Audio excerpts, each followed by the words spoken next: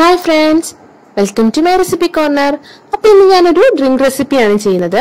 ഈ ചൂടുകാലത്ത് കുടിക്കാൻ പറ്റിയ ഒരു ടേസ്റ്റി ഡ്രിങ്ക് ആണ്. അപ്പോൾ നമ്മൾ സാധാരണ കുടിക്കാറുള്ള ജ്യൂസ് അല്ല, ഒരു വെറൈറ്റി ആയിട്ടുള്ള പക്ഷെ കിഡിലൻ ജ്യൂസ്. മത്തങ്ങ ജ്യൂസ് ആണ് ചെയ്യുന്നത് കേട്ടോ. മത്തങ്ങ ജ്യൂസ് എന്ന് കേൾക്കുമ്പോൾ ടേസ്റ്റ് ഉണ്ടാകുക എന്നൊക്കെ പലർക്കും ഡൗട്ട് ഉണ്ടാകാൻ സാധ്യതയുണ്ട്. പക്ഷെ ഞാൻ ഉറപ്പ് പറയുകയാണ്, സൂപ്പർ ടേസ്റ്റ് ആണ്. നിങ്ങൾ ഒരു തവണയെങ്കിലും ഈ രീതിയിലൊന്ന് മത്തങ്ങ ജ്യൂസ് ട്രൈ ചെയ്ത് നോക്കണേ. അപ്പോൾ ഉറപ്പായിട്ട് എല്ലാവർക്കും ഇഷ്ടപ്പെടും.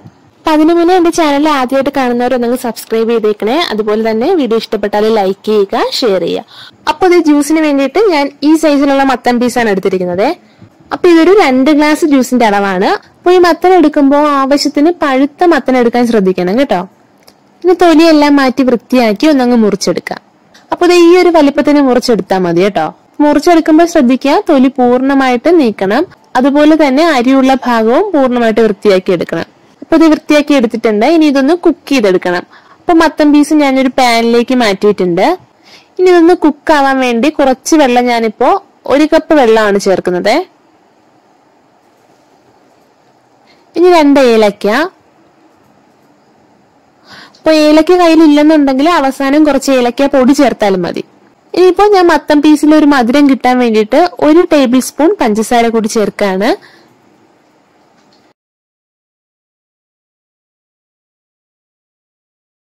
ഇനി ഇതൊരു 5 മിനിറ്റ് ഒന്ന് മൂടി വെച്ച് കുക്ക് ചെയ്യാം.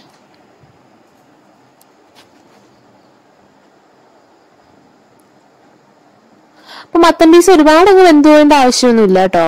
അപ്പൊ ഇത് ഇത്രയും മതി.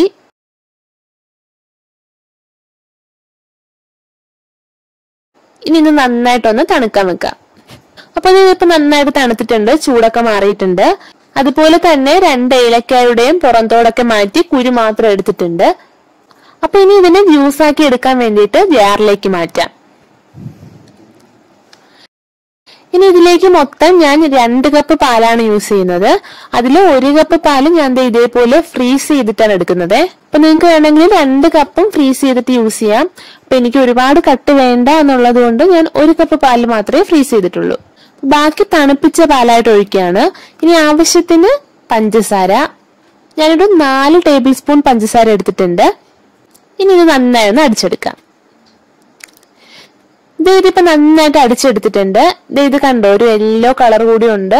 ഇനി ഇതിലേക്ക് 1 കപ്പ് തണുപ്പിച്ച പാൽ കൂടി ഒഴിച്ചു കൊടുക്കാം. ഇനി ഇതും കൂടി നന്നായി ഒന്ന് അടിച്ചെടുക്കാം.